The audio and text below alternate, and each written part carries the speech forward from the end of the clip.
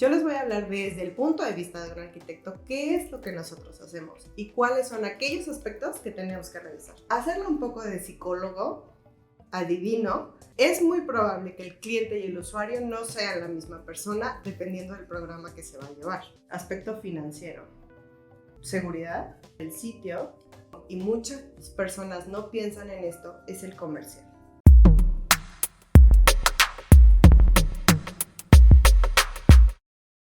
Conforme vamos diseñando el proyecto estructural, les voy a dar rapidísimo una clase de estructuras, vamos calculando el peso de esa estructura. Incluye la estructura en sí y todos, digamos, las cargas vivas y las cargas muertas. Las cargas muertas es el peso del edificio y las cargas vivas es todo eso que se puede mover. Si tú tienes un bar en un edificio en el 5º piso, pues tienes que considerar la cantidad de personas que van a estar en el bar bailando, brincando. Una librería, pues todos los libros, el peso de los libros, eso es una carga viva. ¿Por qué? Porque se van a estar moviendo todo el tiempo. Entonces se va a ir calculando piso por piso, dependiendo del programa, cuál es la carga viva y la carga muerta de todo el edificio.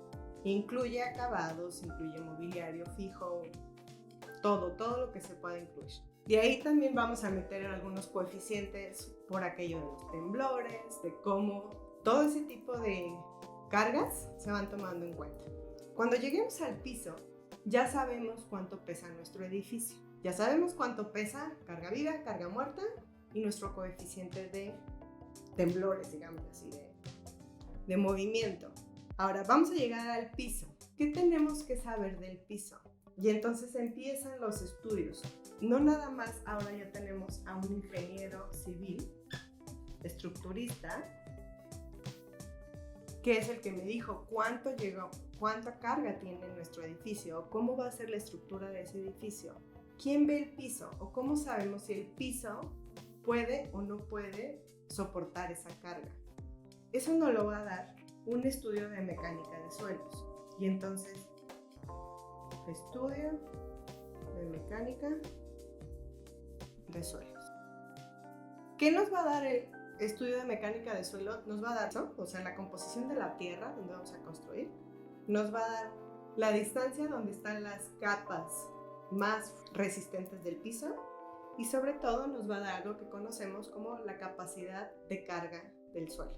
Vamos a poner un ejemplo. Si nuestro edificio tiene en una columna una descarga de 30 toneladas por metro cuadrado, esperemos que nuestro estudio de mecánica de suelos nos diga que el suelo tiene una capacidad de carga de 40 toneladas por metro cuadrado.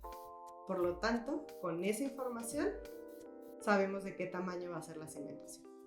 Así que no podemos saber cómo va a ser la cimentación hasta el final del proyecto, ¿sí? Y siempre sabiendo cuál es la capacidad de carga del terreno y cómo se va a construir esto, ¿ok?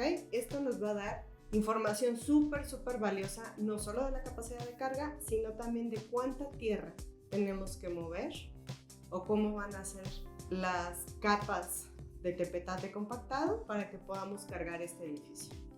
Esto es básico para empezar a construir. No podemos construir sin esta información. Hay otro estudio que se hace previamente, que es el topográfico. Y el topográfico nos va a decir qué tanto desnivel y cuáles son estas curvas de nivel que tiene el terreno también. Y obviamente el topográfico lo necesitamos. Ya estoy como Lolita Ayala.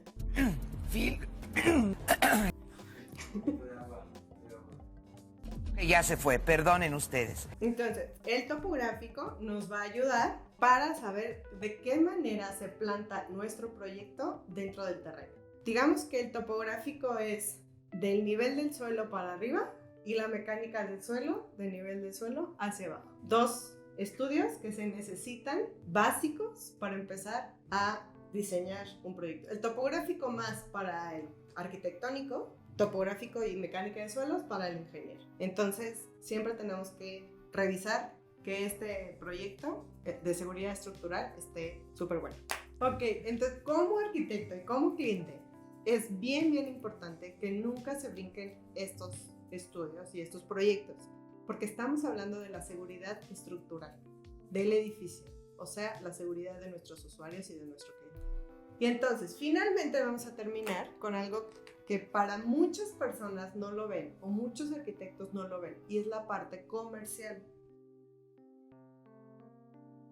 La parte comercial, ¿qué nos va a decir? Nos va a decir cómo se va a comportar nuestro edificio en el tiempo.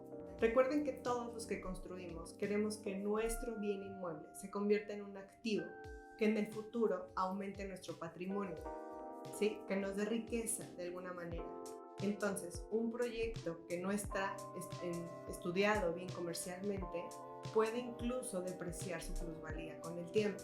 ¿Qué es lo que vamos a ver? Se hace un estudio como, digamos, un pequeño benchmarking, o sea, tenemos que ver que esa construcción cueste aproximadamente en promedio lo mismo que el resto de nuestras construcciones alrededor.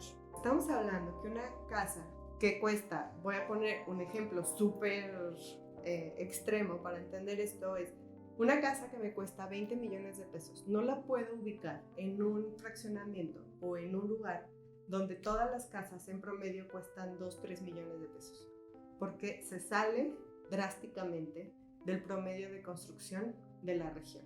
La mayoría de los proyectos en los que podemos participar, o por lo menos en México, el 85% de los proyectos se hacen a través de créditos hipotecarios.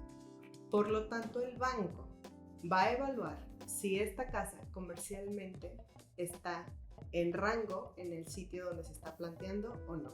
Entonces, si la casa no está en ese rango, es difícil que el banco nos preste este dinero. Por lo tanto, sí tenemos que ser súper cuidadosos en que nuestro edificio esté dentro de esos rangos. Y sobre todo, si es un proyecto que quieres construir para vender, por ejemplo, entonces es bien importante que comercialmente esté dentro de ese rango. Probablemente como arquitectos no somos especialistas, pero sí es bien importante que siempre nos pensemos esto y nos asesoremos de manera correcta con la gente que sabe más que nosotros. Después de ver todos estos aspectos del aspecto comercial, entonces podemos decir que el proyecto arquitectónico que tenemos se convierte en un proyecto administrativo. Tenemos que administrar como arquitectos, ni lo vamos a construir nosotros con nuestras manos. Vamos a administrar un grupo de personas que se dedican a la construcción, o sea, nuestros albañiles, a nuestro maestro, a todos nuestros proveedores. Vamos a administrar recursos económicos, no nada más pasar el dinero de una cuenta a otra, sino que financieramente ya vimos todo lo que implica. Vamos a administrar materiales, vamos a administrar los deseos del cliente y entonces nos convertimos como arquitectos en grandes administradores. Si vas a contratar a un arquitecto, sí es bien importante que puedas evaluar no nada más su capacidad para proyectar, sino para su capacidad de administrar proyectos. Recuerda que estamos hablando del patrimonio de las personas. Es bien importante y es una responsabilidad enorme. Así que si vas a empezar a construir o conoces a alguien que va a empezar a construir, compártele este video. Si tienes más dudas o comentarios, déjanos aquí o te invito a una taza de café.